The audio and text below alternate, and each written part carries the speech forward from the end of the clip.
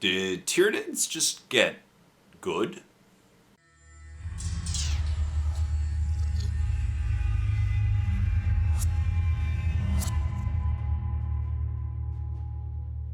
Hey everyone, welcome back to another video. As always, my name is Jay. And in this video I want to talk about the Munitorum Field Manual that just came out. It did a bunch of point changes for some armies, and some armies were really negatively affected, i.e. Chaos Space Marines. Some armies were actually quite positively affected, and I really wanted to start with Tyranids. Because Tyranids are an army that I'm just working on a painting challenge, of course. I love my Tyranids, I play them all the time. I haven't played them yet in this edition, actually, which is, well, after I'm done painting my models, I'll definitely get them on the tabletop. And they recently got a new codex, of course, or one of the 4 codices of this edition, with Space Marines, AdMech, and Necrons. Necrons is really taking over the game at the moment.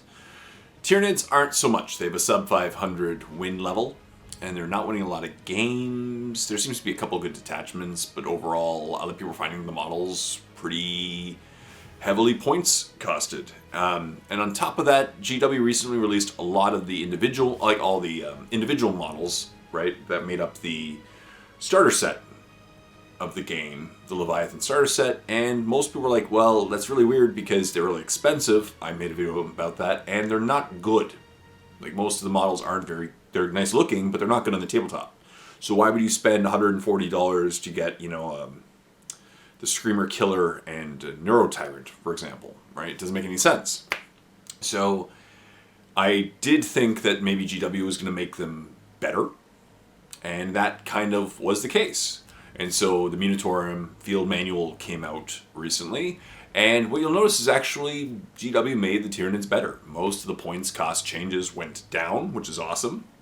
Some key models that I'm going to talk about in a moment, of course the new models and the expensive ones got better. And they fine-tuned a couple models and some got more expensive, but overall I think it was pretty justifiable. And let's go into some detail. But as I said, overall, most of the models went down in cost. I think there's some huge point changes. And yeah, I think there are going to be some new bad boys on the tabletop. And I think this could also affect what detachments, maybe the all monsters creatures detachment could be fun. And maybe even a little more competitive, because you're going to see several of these point changes happen to monstrous monsters, right? Nidzilla might be back. It'd be kind of cool. So let's start off with, of course, let's go in alphabetical order. First off, the Broodlord. Broodlord went down 10 points. It used to be 90 points. Now it's 80 points. Cool. Right? Broodlord is a pretty solid character choice. Leads Gene Stealers. It's pretty hard in combat. I love him. I love the Broodlord, as well as the Gene Stealer cult version as well. So awesome stuff there. I have 4 of the old models that are like screaming no into the sky. But can't wait to try them on the tabletop. Once again, it makes them more competitive, right? Awesome there. And then the Death Leaper. The Death Leaper went up in points by 10 points. Went from 70 points to 80 points. That being said, the Death Leaper is still a solid choice. The Death Leaper was the go-to character in a lot of competitive lists.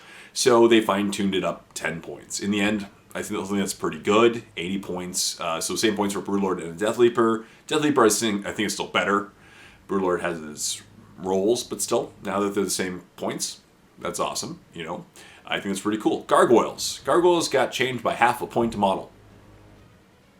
So they went from 75 points for a squad of 10 to 80 points for a squad of 10. Not bad at all, right? Gargoyles are still the best battle line group choice in the Tyranids Codex. And at 80 points, it's still just as good as it was before. 5 points a squad. Most competitive lists had 3, so in the end you're paying 15 points more. I don't think this changes the meta. I think it's just a fine-tuning, really, of points, and that it helps settle them to where they should be. The fact that GW is only moving them 5 points for a squad of 10 models shows that they're almost on line where they should be, and GW is just, nudging them in a certain direction. Overall, I don't think it changes their competitive nature. 5 points for a squad, rarely matters in a game with 2,000 points, because I rarely get exactly 2,000 points in my list. It's pretty funny. Gene Stealers were also moved in points from 85 points to 75 points. So they were dropped for a squad of 5, so 85 points down to 75, 2 points less per model. Cool. Gene Stealers are, again, they deserve to be cheaper. They're not as competitive as they once were. New models make sense to make them cheaper, make them more competitive, right? Once again, you're going to notice that a lot of these models that were dropped in points were in the Battle Force, which makes sense. They're trying to move new models. Absolutely. Neurolictor went up 15 points, which is a relatively big increase. Once again, the Neurolictor is one of the more competitive models. Went from 65 points, 80 points, so they got to bring it up in points again. Some fine tuning. I would like to keep it like 75 myself. 10 points would have been a good increase, but now it's at 80 points. So the Broodlord, Death Leaper, and Neurolictor are all the same points. Think about that what you will.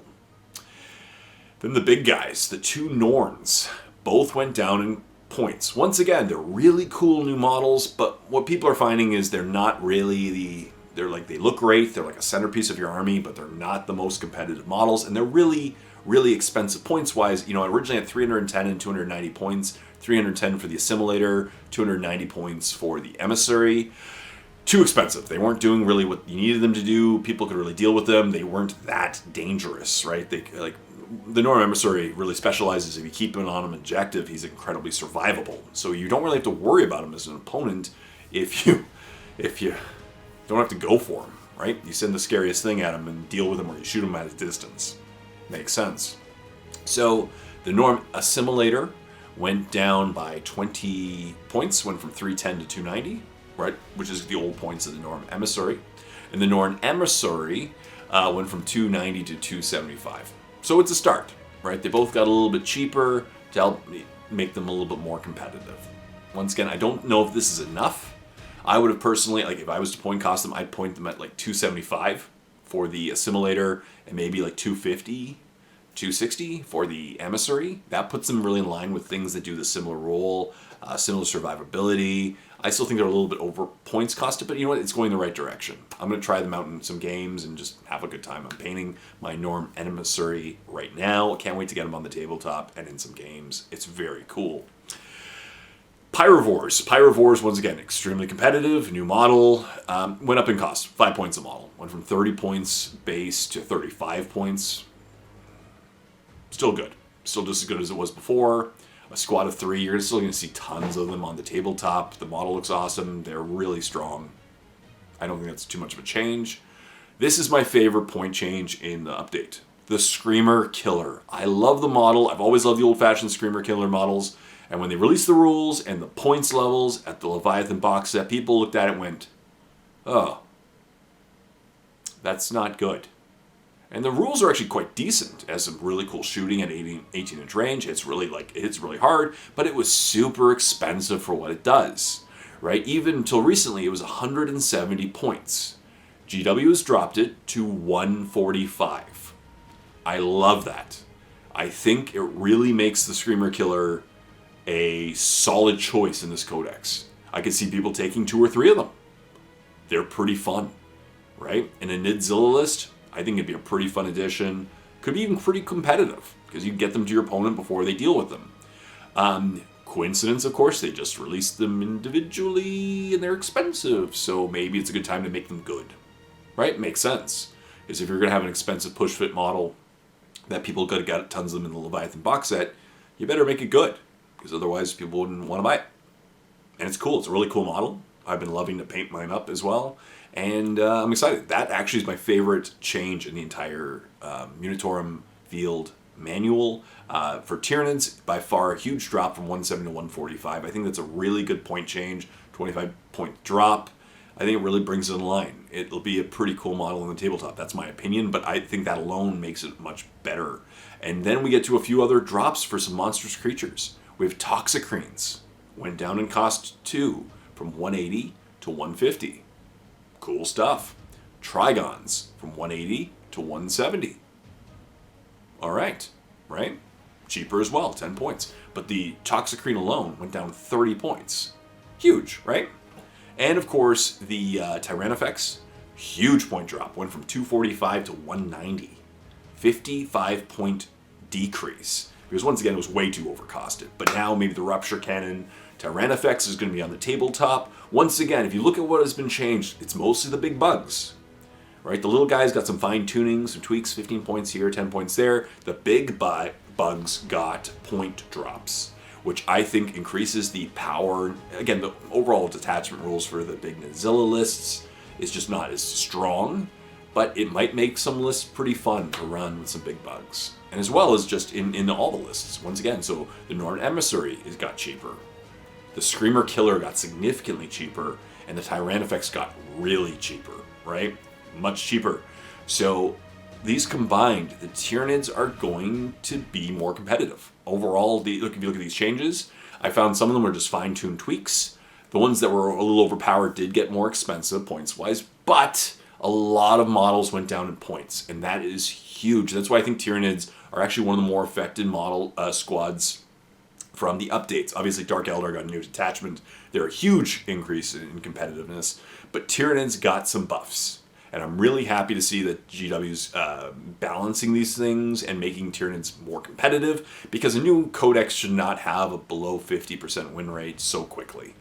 Right? It just shows that it wasn't very strong from the get-go, and it needs a little bit of a push to make it more competitive. I do love the Tyranids. I've always loved playing my Tyranids, and it's been really cool seeing these point changes, especially as a Screamer Killer. Great model. I love the rules. Just now it's time to get the points in a more appropriate section, so the model's actually cool and on the tabletop, and I think you're going to see that a lot in some competitive games. But what do you think about the new point changes in the Munitorum Field Manual, and what do you think about the results of the Tyranids? Are they going to be significantly better? What combinations do you think are going to be coming out of the woodwork? I think it's going to be some fun combinations of big bugs. That's what I'm thinking, but I could be wrong. So what do you think? Leave comments in the comment section down below. Please like this video, subscribe to my channel if you haven't done so, and hit that bell so every time I make a video, you see it, of course, because that's awesome. And stay tuned for more videos talking about the Munitorum Field Manual point changes and the recent updates. Until next time, this is Jay saying happy painting your Tyranids.